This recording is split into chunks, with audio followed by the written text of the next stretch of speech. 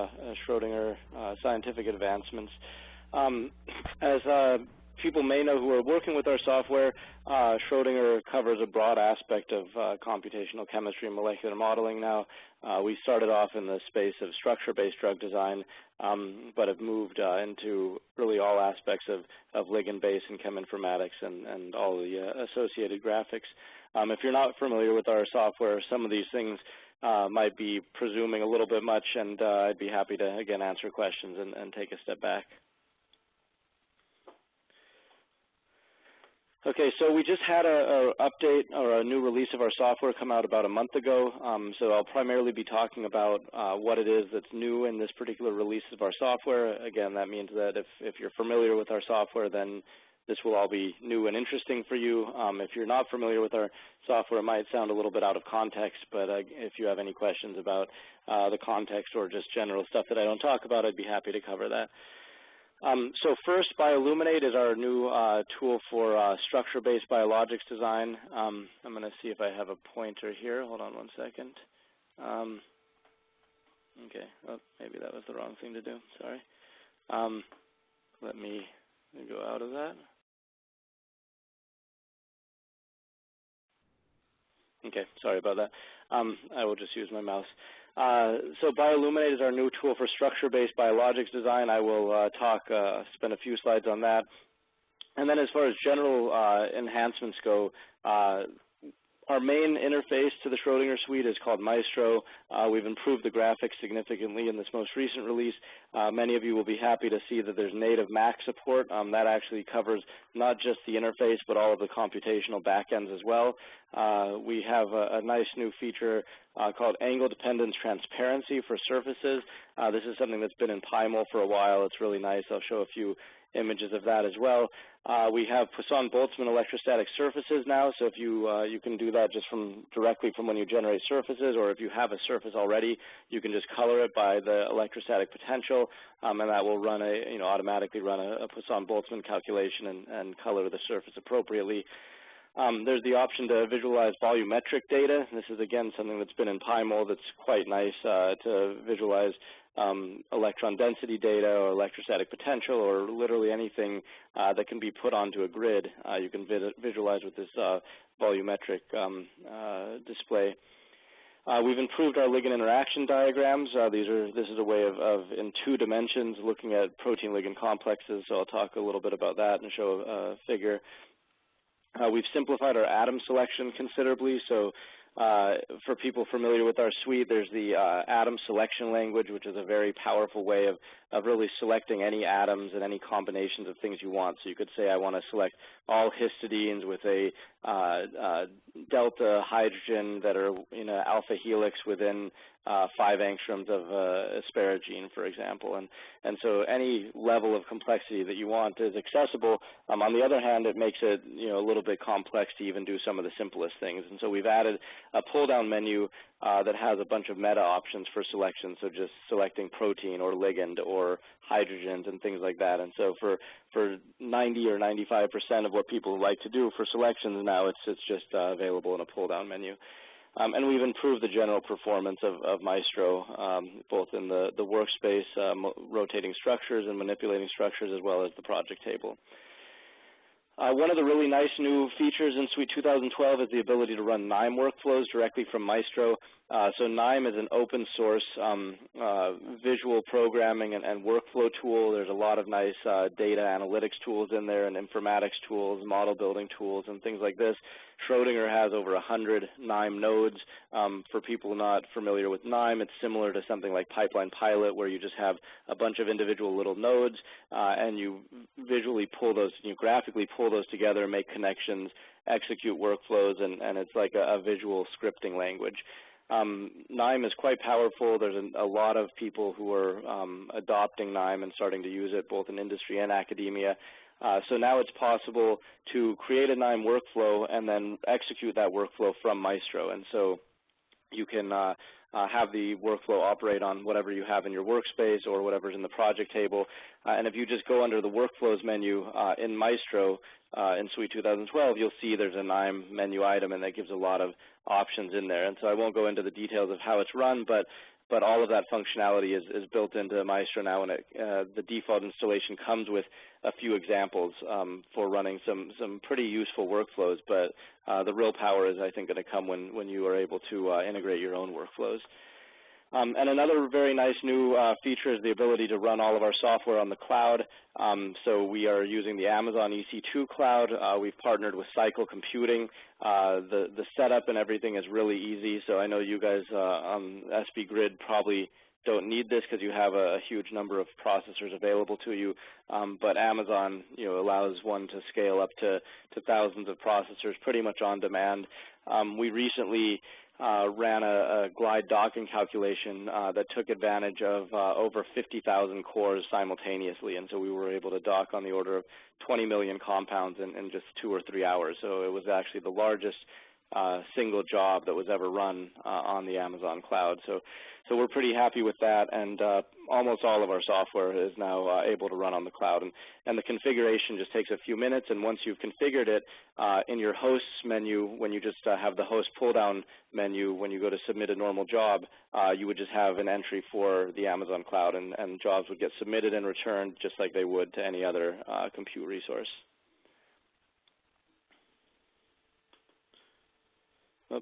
Okay, so Bioluminate, just to give a little bit of a background on this, our view is that this is a complete suite of structure-based design tools for the area of biologics.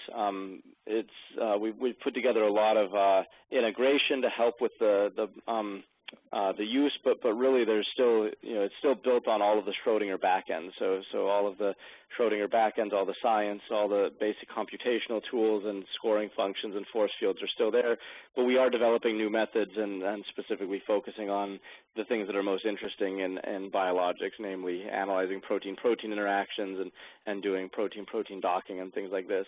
Our view is that this is the first fully integrated interface that's designed specifically for biologics.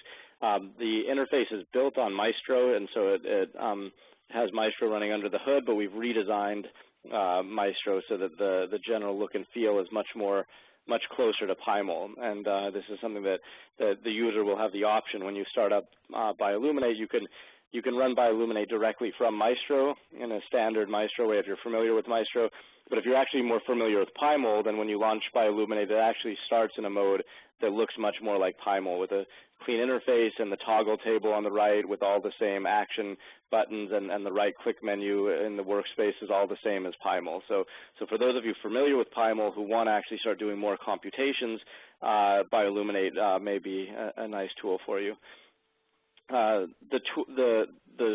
workflows that we've built are really all task-based, and so we've surveyed the field extensively, both people in academia and industry, as far as what are the things that they like to do and what are the challenges that they're looking to be able to address with computational tools, and we've developed workflows specifically aimed for those. So for most tasks, you should really...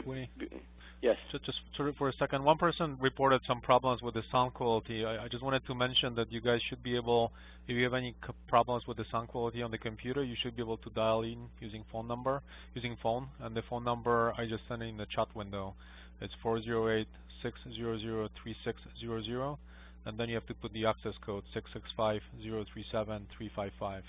I sent it in the chat window, so you should be able to dial in and just listen over the phone. It should be better, maybe better sound quality. Sorry. Yeah, good. No, thanks, Piotr. That's good. I know that the WebEx, when you're doing the video and audio simultaneously, sometimes has bandwidth problems, so it's definitely better to use the phone if you're having problems. Okay, and for you, Piotr, does it sound okay? Does my sound quality come through? Yeah, your sound is great, yeah. Okay, no great. problems at all. Yeah, good. Okay, so we've developed Bioluminate really with this idea of being focused on the specific tasks at hand that people are interested in, but there are a bunch of advanced tools for running molecular dynamic simulations and other things for people who want to do more advanced things. The basic features are highlighted here. We have protein-protein docking, antibody structure prediction with a whole new tool developed specifically for antibody modeling with the whole antibody database and loop lookup and things like that. We have a new fast homology modeling tool that uses loop lookup as opposed to the more accurate prime loop predictions. We still have the prime predictions for the longer loops and especially the more computation, the more challenging loops that require more computation. We have a residue scanning tool, which is basically a way of selecting any number of residues. You could just select them from a table. It's very simple, and change them to any other residue you want. So you could select residues, 100, 110, and 125 through 130, and change them all to alanine to do an alanine scan, which is just listed below. Or you could change them to all of the amino acids or to the hydrophobic amino acids or polar or charged amino acids, and just get a sense of how things change. How does the stability change? How does the binding energy change? How does the, is there a change in solvent accessible surface area and rotatable bonds and all of these other things? So you basically get an interactive table with all of the residue-based information. It's quite an easy-to-use tool and quite useful. Alanine scanning is really a subset of residue scanning. We have a cysteine scanning tool which looks for all potential residues that can be mutated to cysteines and form a disulfide bridge to stabilize your protein, or it also has the ability to look for disulfides and mutate them away from a disulfide, or just to look for single isolated cysteines and mutate them either away from cysteines or form a disulfide with the lone cysteines. We have a reactive hotspot identification tool. This is a tool that's based on structure and sequence, so it uses sequence motifs in combination with solvent exposure to look for things like deamidation and oxidation and glycosylation sites and proteolysis sites. We have a new aggregation identification tool. So this is a tool that's based on a surface analysis with some hydrophobic analysis to try to detect which surfaces of a protein are going to be most prone to aggregation. This is similar to some work from Bernard Trout that was done over at MIT. We've implemented a completely different algorithm, but qualitatively providing the similar results. And the interface, as I mentioned before, is really focused exclusively on biologics. So that's all I wanted to say for Bioluminate. I actually gave a webinar on Bioluminate 2 weeks ago, and so if you go to the Schrödinger website and just do a search for Bioluminate, it will pull up a link with a full 1-hour webinar that goes into all of the details of the new product. So I just wanted to with in 2012 installation, I was trying to start the protein docking, and it says that this feature is not available at this time. Is it the matter of getting it just came out today. I mean, literally as today. I should have made that clear. Yeah, thanks. So we were having some licensing issues. So we actually licensed that with Sándor Vajda from Boston University, right around the corner from you guys, and we've been in talks with those guys for 2 years now, and it was really, I don't want to get into it, but it was very painful discussions, not with Sándor, of course. He's great to work with, and we're very much looking forward to it, but there were licensing issues, and so it didn't, unfortunately, make it out into the first release, but we finally got all that stuff resolved, and as of today, that is now available. So we just need to pull the update. Okay, thanks. Yep, so pull the update. Just check on the update site. I'm not sure if it's actually been pushed to the update site yet or whether it's going to come later today, but it's basically all going to be in place today. Good. Got it. Thanks. Yep. Yeah, and also the aggregation code as well is going to be, that was not in the initial release, and that's going to be available today also. Yep, so thanks a lot for mentioning that.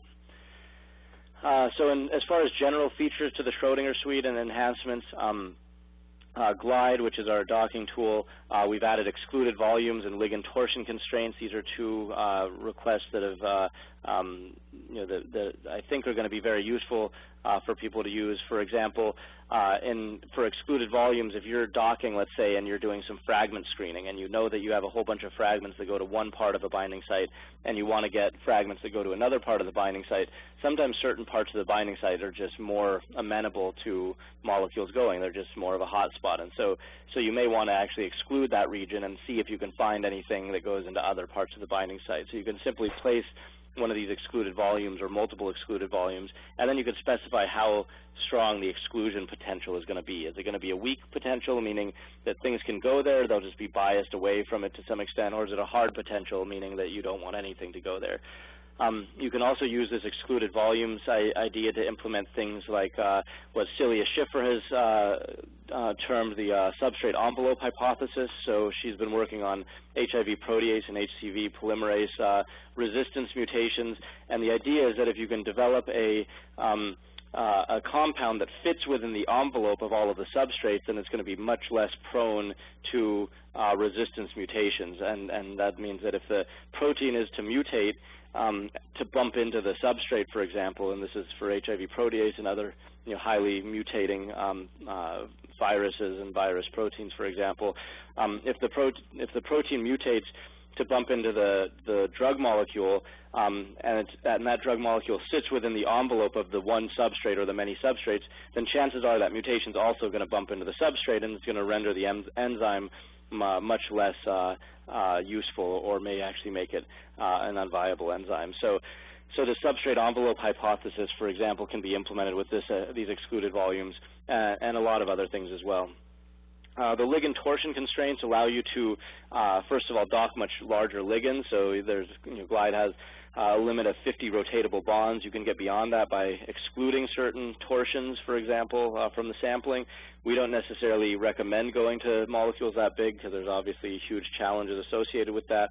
But if, for example, you want to dock a peptide and you already know what the secondary structure is and you don't want to sample the backbone, for example, you can just exclude all of the backbone torsions from the sampling, and really you could dock a peptide with all of the side chains then able to rotate. For larger peptide docking, for full protein structures, we do recommend using the protein-protein docking that I just mentioned in Bioluminate, because that's really what it's designed for. But at least in Glide now, there is this ability. It's also very useful, for example, if you're just docking, let's say for kinases, for example, there's a lot of known compounds that form 1,5 and 1,6 intramolecular hydrogen bonds. And if you know your series of compounds forms these intramolecular hydrogen bonded conformations, then maybe there's no point in even sampling those rotatable bonds. You could just fix those torsions using these torsional constraints and then let the rest of the molecule sample. It'll improve your sampling of the rest of the molecule and probably improve the accuracy of the docking if you already know certain parts of the molecule's structure.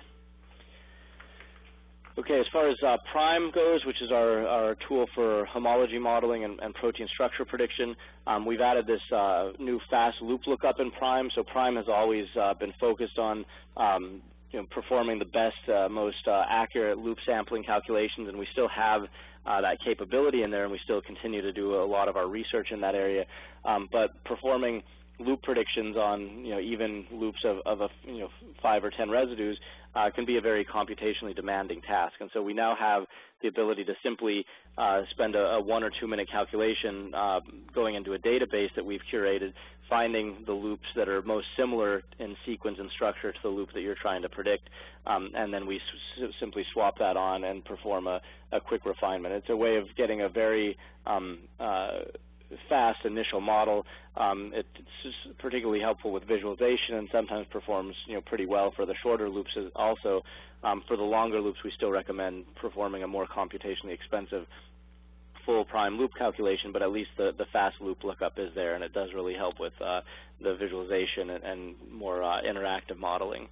Quick question.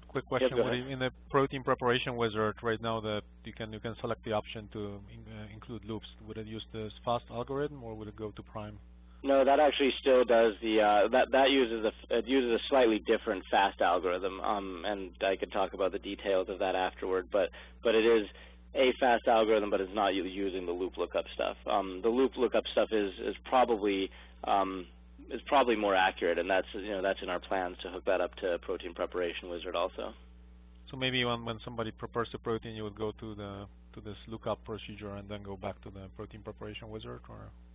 Yeah, you can. I mean, again, for a protein preparation, depending on what you want to do with it, we would still recommend doing a full prime calculation. So spending the time to do it. So once you the nice thing about the one that's in the Protein Preparation Wizard is it's fast. It gets the loop in place in a reasonable initial place, and then from there you don't have to worry about adding in the sequence or doing any modifications in order to get it ready for a full prime calculation. So this everything will be ready to just do the full prime loop prediction. So for most cases, we would still recommend that if you have the time. On the other hand, if you don't have the time, we would still recommend just going through the protein preparation wizard as it is. But if you want to just try, generate a few initial models, then once you finish the protein preparation, you could go into Prime and do this fast loop lookup, and that can actually generate multiple models, and that could be a useful way of just quickly analyzing a few structures and seeing what looks most reasonable. For prime MMGBSA calculations, which is an approximate free energy method for computing energies of a congeneric series, we've improved the support for flexible regions. We used to just have various different shells. You could optimize all residues of the protein within 3 angstroms of the ligand or 5 angstroms, and now there's much more control to say you only want to let certain residues move and certain residues not move, for example. We've integrated ProPKA to our suite, and so this is a very nice tool developed out of Denmark it's an empirical PKA prediction tool. This can be run from the protein preparation wizard also in order to assign the correct ionization and tautomeric states. It can also be run standalone if you want to just generate states for your protein to generate PKA values for protein residues. This is also accessible from within Bioluminate as well. And we have better control over the chains that are used in protein structure alignment. So let's say that you have 2 proteins and you want to align chain A from the first protein with chain B of the second protein. That was always possible within the Schrödinger suite. It was just a little bit challenging to make the proper selection to say that you wanted chain A from the first one with chain B from the second one. And so we've streamlined the interface for protein structure alignment, and now that's really just trivial. You just click on whichever chain you want from the first one, whichever one you want from the second one, and the alignment takes place. Within sitemap, we've added an option to detect shallow binding interfaces, which are particularly useful for analyzing protein-protein interfaces. This is obviously something that's become more and more important and of research interest in recent years. So the traditional sitemap is really designed to detect deeper binding pockets, more pockets for drug molecules. That's still very useful for PPIs, of course. If you want to inhibit a PPI with a small molecule, you still want to use the traditional sitemap settings to detect potential binding sites where small molecules can bind. However, if you're just looking to characterize a general protein-protein interface and try to understand where other proteins might bind and what the general surface characteristics are, now you have the option to run sitemap with this option to detect shallow binding sites. Within Desmond for molecular dynamics, we've improved the trajectory viewer both in terms of speed and options. We have a new metadynamics collective variable, and we've improved metadynamics in general. Metadynamics is an enhanced sampling method where you define reaction coordinates or collective variables for things that you're interested in looking at, and then you're able to generate free energy surfaces. And I will not talk about the details of that, but I will just say if you're interested in running molecular dynamic simulations and speeding them up and sampling larger scale movements, so for example, looking at a loop transition, DFG in to DFG out, or even domain movements, metadynamics is a really nice tool to do that. It's extremely easy to set up within the Schrödinger suite. You literally just click on the atoms that you want to have move, and the rest of the simulation setup is just the same as Desmond. We've just submitted or resubmitted a paper looking at where we've analyzed the DFG in to DFG out transition in a particular kinase that has some mutations that inhibit that transition and make the kinase hyperactive and make it not susceptible to certain drugs as well. So that should be coming out soon, hopefully, but we're using this in a lot of projects, and I think people will find it very useful. Okay, on the ligand-based side of things, phase is Schrödinger's tool for pharmacophore modeling. We've developed a simplified pharmacophore modeling interface that you can find under the phase panel. So we have all of the traditional tools for doing pharmacophore modeling. Those are still available, and there's very advanced options for defining features and custom features and all this other stuff. But if you just have a molecule, let's say you just have a molecule from the PDB and you just want to say, I want to go search a database and find all the molecules that have similar pharmacophore features. Now you could just pull up this simplified interface. You have your molecule in the workspace. It shows all the features. You can exclude any of the features that you don't want to include, and then you specify whether you want to search a database or a file, and you click Start. And it's easy as that, and then you'll start getting results back. We also have a new phase database format that's about half the size and twice as fast to search. We have a database conversion tool, so if you have a phase database already, you just run this tool once. It'll convert your old database to a new format and will be smaller and faster. And on the cheminformatics side of things, Canvas is the cheminformatics tool we have. This is a separate interface, although there's also a Python API and command line accessibility. We have a new hole-filling algorithm. We recently published that in Bioorganic and Medicinal Chemistry. The hole-filling algorithm basically takes an existing library that maybe your in-house library, and it finds the number of compounds that you're looking for from an external library that best fills the holes in your existing library. It's not looking for compounds that are as diverse as possible from your existing library, because then you usually just search around the edges of your library and find things that are very strange. But the assumption here is that the existing library that you have has interesting stuff, and you've already curated it, has drug-like properties and things like that, and you are really looking to fill holes within the existing library, and this algorithm is very nice to do that. It also has some very nice features in that there's property biases but not property filters. So you could say that you want to fill the holes and have molecules that that follow Lipinski's rules of 5 or anything else that you want to have it follow, but it's not going to put in hard filters. If a molecule has to be slightly larger than 500 molecular weight in order to fill the holes, it can do that with some Monte Carlo acceptance probability. We've added a new kernel-based PLS method. We're working on a paper on that right now.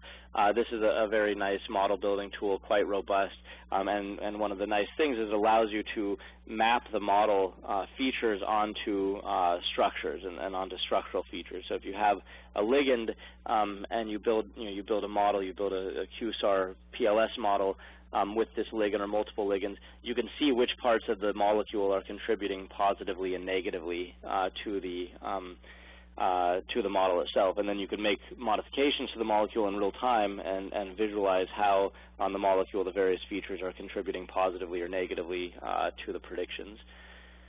We've added a lot of new descriptors, and so that's useful in model building. On the other hand, too many descriptors can not be helpful, and so we've also added some data dimensionality reduction techniques, and so it allows you to generate many descriptors and then figure out which descriptors have the largest variance and are orthogonal to the other descriptors, and then you could build models based on subsets of the most useful descriptors. And finally, we have the automatic alignment of common cores and substructures. So if you do a maximum common substructure search or just a general substructure search, all the compounds that come out that match that will have the cores aligned in the same way. All right, so that was a pretty quick run through, just touching on a few of the basic things. I didn't have a chance to talk about Macromodel or Jaguar or a lot of other tools, and we do have a lot of other tools. I'm going to go on and talk about some other productivity features and some general scientific features, but I do want to just point out where the documentation is, that we do have this on our website, new features PDF that goes through most of the significant features that are available for each product, and so you can look at that. We have a Maestro quick reference card that you may be interested in. This is available from the Maestro product page or directly from this link. We actually have laminated versions that we can send you as well. It's just a very nice way to explain all of the little tips and tricks for getting through Maestro as effectively as possible. It's useful to point out the knowledge base as well. The first time that you have a question with Maestro, I suggest going to the knowledge base, just Schrödinger.com/KB. There's now actually about 1,500 answers in the knowledge base, and it continues to grow. So the majority of things that you're looking for probably are in there. And so check that out first, and of course, if you don't have any answers, you can just contact us directly. And then we have a bunch of training videos as well for people getting started. These are little short product-specific videos. They're usually about 1 or 2 minutes, and you can get those from our support link on our website. So I just want to mention a few of the productivity features. Some of these are new. Some of these have, well, I guess all of these are new or improved for Suite 2012. The first one that I think is very useful is just typing the L key. So every time that anytime you're in Maestro, if you have a ligand in your workspace, just press L and it will zoom in on that ligand.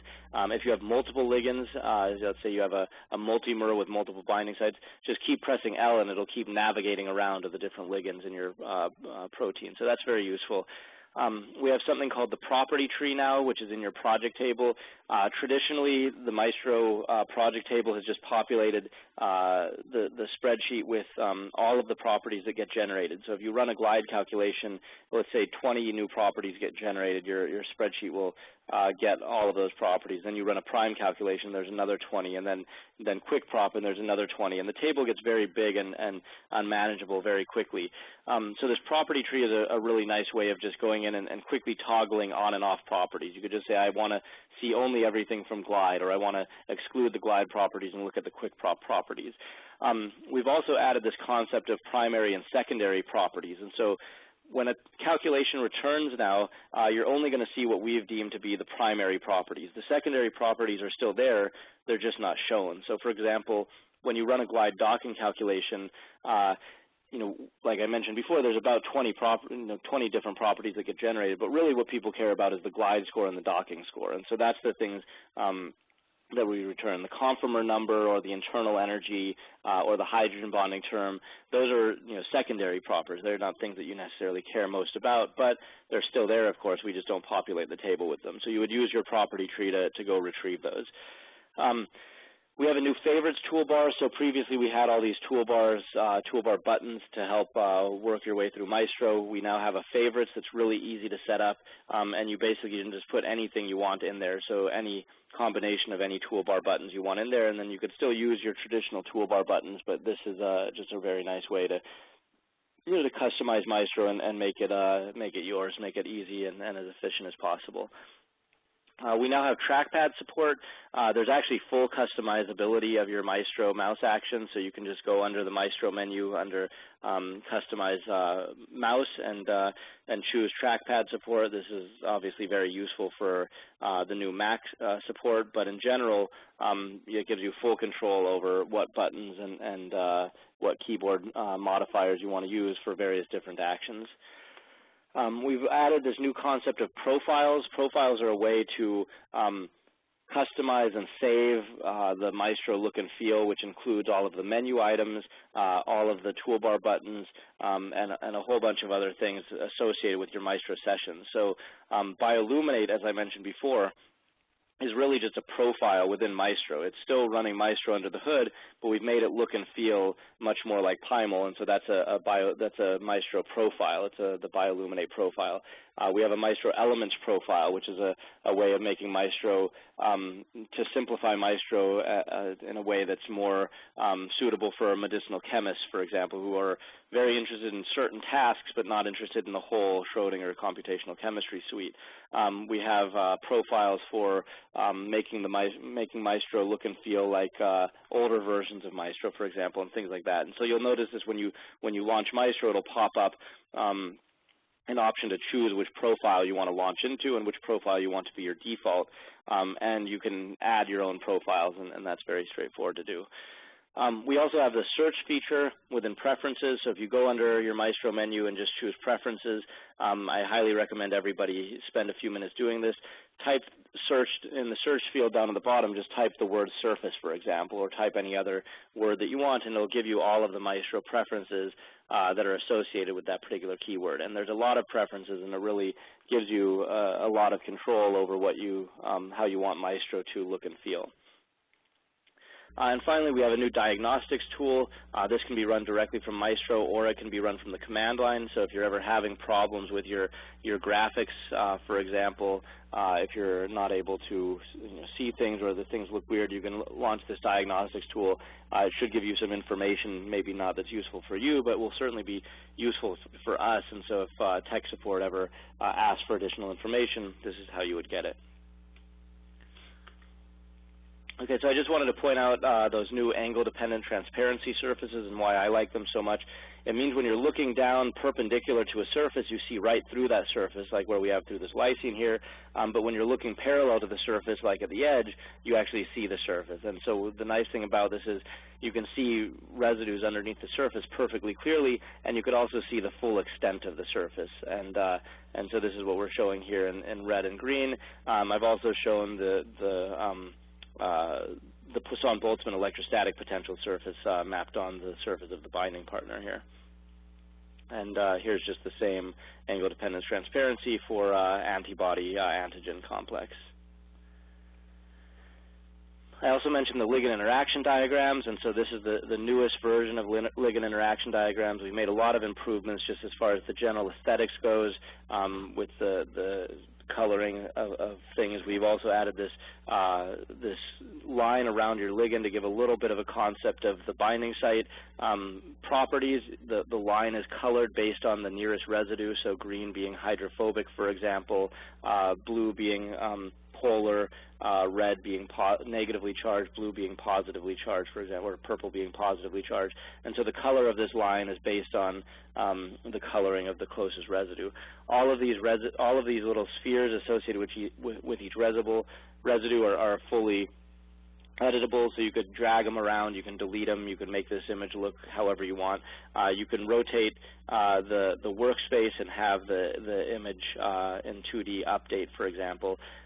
So there's a lot of control here, and we think that the ligand interaction diagram is quite a useful way of reducing some of the information from a 3D structure down into 2D. We try to keep the image as accurate as possible. We've also improved the speed considerably, so so now this can all be generated in real time. If you're going through and looking at poses, you can be simultaneously looking at the 2D ligand interaction diagram, and again, it's just a nice way of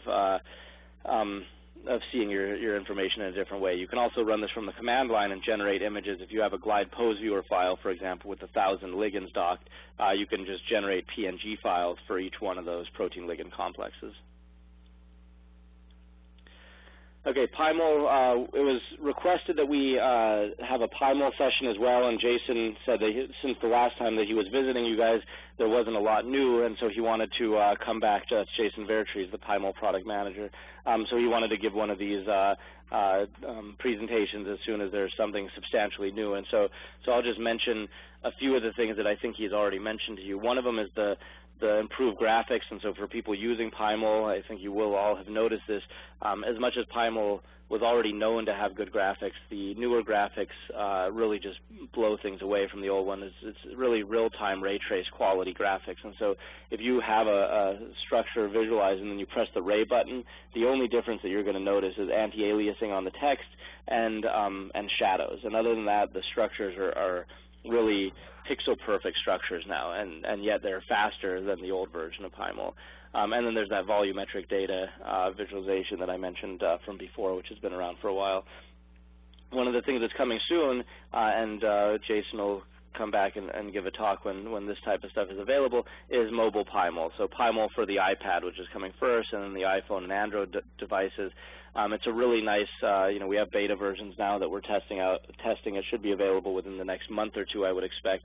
One of the nice things is they've implemented this RESTful interface where it allows you to easily access local and remote data. So, having an iPad is kind of a pain in some cases because there's no local file system. You can't save structures and things like that. But this RESTful interface allows you to sync directly to an in-house database or a public database and pull structures down.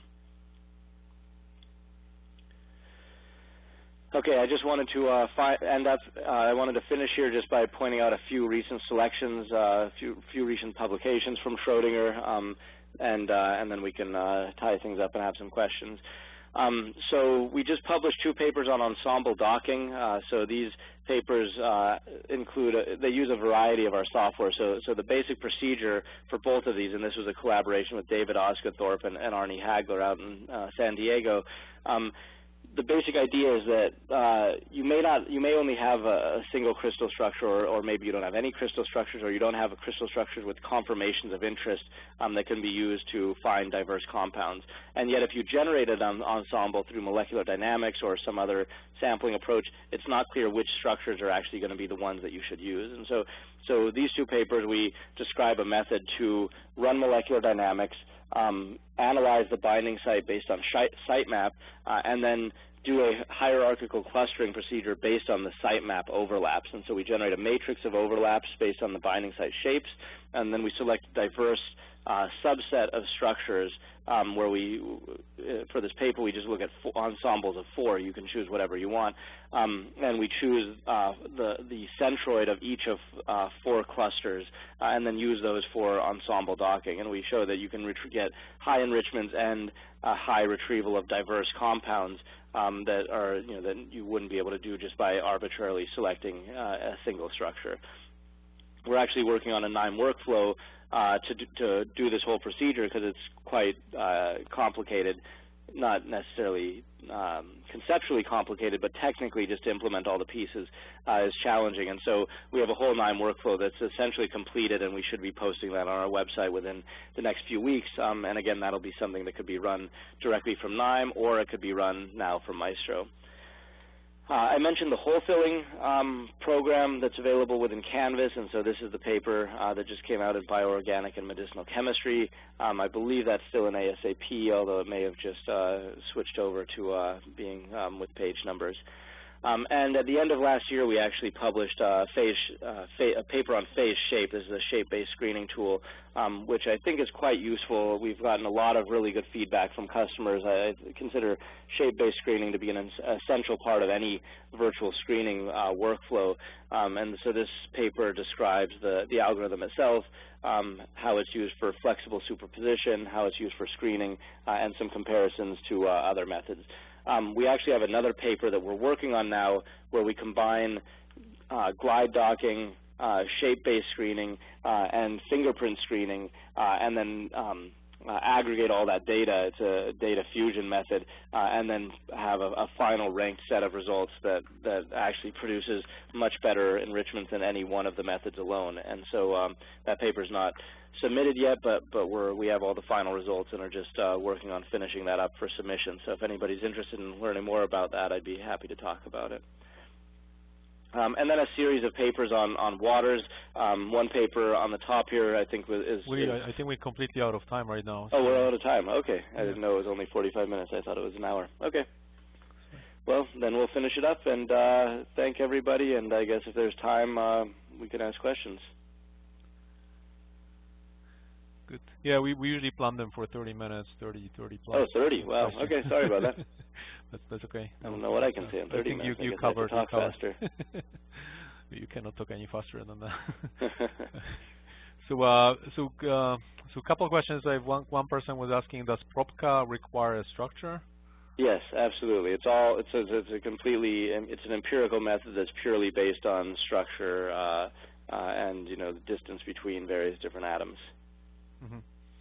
Okay, so if you guys have more questions, you can type them in the meantime. I just wanted to ask one about the graphical interface for making figures and presentations. So is there any convergence going on between the Maestro and Pymol, or those things are still kind of in the foreseeable future separate? Yeah, we're going to, I think forever we're going to keep those separate. I think there's too many Pymol users that would not like it if we made Pymol more like Maestro, and vice versa. There's too many Maestro users that wouldn't like Maestro to look and feel like Pymol. So the way that we're, giving people some options is through this, through these preferences or these profiles, so you can make Maestro look and feel more like Pymol if you want to, but it's still Maestro. There are things that are happening under the hood as far as integration goes, and I think that's where people are going to see the most value. Schrödinger and Maestro has a very nice Python API. Pymol's obviously Python-based, and so at the library level and the infrastructure level and the API level, there are a lot of improvements, and we've already made some. So, for example, the ability in Pymol to label stereochemistry, that's something that Maestro's had for a while, and so it's very simple for Pymol just to make a call to detect stereochemistry through the Maestro API. And so I think there'll be more and more of that stuff at the API level that Schrödinger, that Maestro will take advantage from Pymol and vice versa. But I don't think you'll ever see the two interfaces merging into one.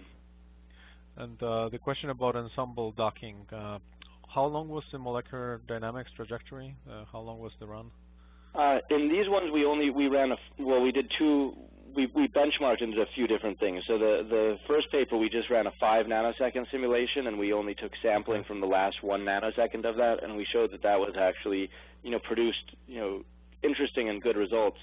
In the follow-up paper, which is actually the one that's listed as number 1 on the slide here, we actually ran a relatively long replica exchange simulation on the order of, I think, like 50 or 100 nanoseconds, and we did actually get better results when we ran the longer simulation, the replica exchange with enhanced sampling, and so that was encouraging. And so the good thing is that with relatively minimal sampling, you can still get improvements over using just a single static structure. But if you do have the compute resources to sample more, then you can do even better. And how many structures are you sampling? Are you testing?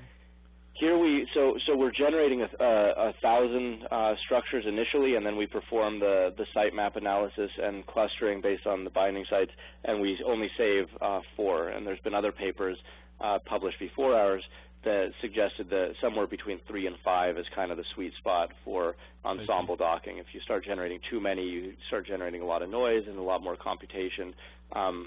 Generating, more than, generating 3 to 5, seems like about the right point. And so we didn't even really explore that number. We just performed hierarchical clustering, generated, 4 clusters, and then took the centroid from each one of those clusters. And then when you see the hits, would some of the hits be common to all the structures, or typically looking for things which are specific to one of the conformations? Yeah, so the way that we do it is we just merge the results at the end. So we just take the dock to each of the 4 structures, and then just combine the rank order list from all of them. And so if something only appears in one, that's all that we really care about. You just take the first rank of every compound. It doesn't matter where it came from. And so there's no benefit if something docks into all 4 structures versus just one. We're just looking at the top scoring pose for each compound. And there are some papers that have come out actually where people have looked at the top scoring.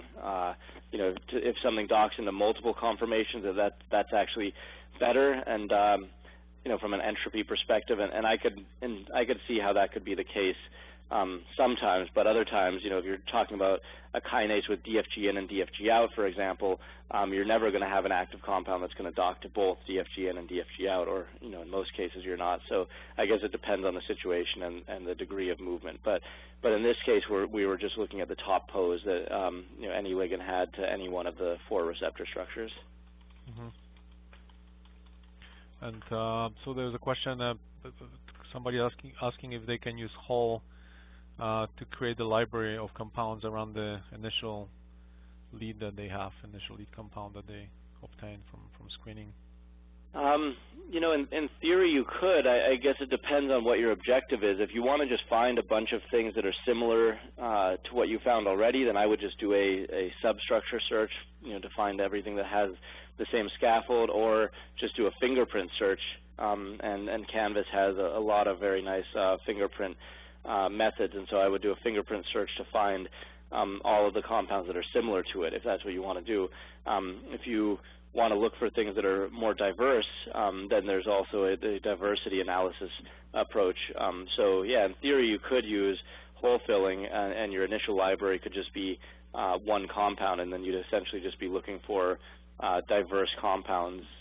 It would just, if you only had one initial compound, it really wouldn't be much different than just doing a diversity analysis on your library. So it really depends if you're looking for diverse things or if you're looking for things similar to your lead compound. But in most cases, if somebody has an initial hit and they want to find things around it, I would recommend you do a fingerprint search and a shape-based screening search. So either using shape-based screening and 2D fingerprints. I think two last final questions. Is glide scoring improved in the newest release, and are you still on this annual cycle for the next release coming next May? Yeah, we're on pretty much an annual release cycle now, with update releases coming in between. So, like, we just had this Bioluminate update release that's coming out today. We will have an update release to the suite in general that's going to be coming out probably in September or October. That'll mostly be Maestro graphical improvements. And so, generally, we have update releases when there's certain things that we find to be very important that need to come out before the following year. But the next major release will be should be April of 2013. The glide score improvements, in this release, most of our effort in glide went into adding those new features, the excluded volumes and the torsional constraints and various other things. There are a lot of people that are working on improvements to glide, and a lot of those are involved with figuring out how to deal with the ensemble stuff, like I mentioned before, how to integrate that fully into the glide workflow, and how to deal with waters and a lot of other stuff. And so none of that made it into this release. It's really just an open research project, and it's not clear when that will be available. And it's when the research says that it's good enough to get put in there, it'll get put in there. But I think with glide, what we found for now is that the scoring function is basically as good as we can get it to be for rigid receptor docking. So docking of ligands that don't quite fit into a receptor structure. It's as good as it's going to get. And in fact, that's clear because many cases, Glide XP is a substantially more sophisticated scoring function than Glide SP. Glide XP has more sampling. It has penalty terms. It has ways of dealing with a lot more types of interactions than SP, and yet SP actually usually outperforms XP in virtual screening when you're only using a single receptor structure. Once you start getting into ensemble docking and dealing with a full diversity of receptor structures that can accommodate all the ligands, then Glide XP is actually a more accurate scoring function. And so most of our effort is going into now figuring out ways of generating the right ensemble or incorporating flexibility explicitly into the docking, and that includes receptor flexibility as well as water flexibility. Whether waters have to be there or not, and what orientation they should be, and things like that. And so it's so the scoring function. Once we get all the sampling stuff right, then the scoring function will be able to improve further. But as of now, for a single receptor structure, I think we're in a pretty good place. There can always be tweaks and tuning done, especially for a particular target class of interest. But in this release, there were not really any substantial changes to the glide score compared to the previous year. Okay, so I don't think we have any further questions, and thank you again very much for presenting today, and we'll be in touch to discuss other stuff. But thank you everybody for joining us today, and again, the software is available on SBGrid, so you guys can email help@sbgrid.org if you have any problems using it, but also you can access some of our dedicated resources for running glide computations. Thank you everybody, and have a good day. Yep, thanks a lot. Bye-bye.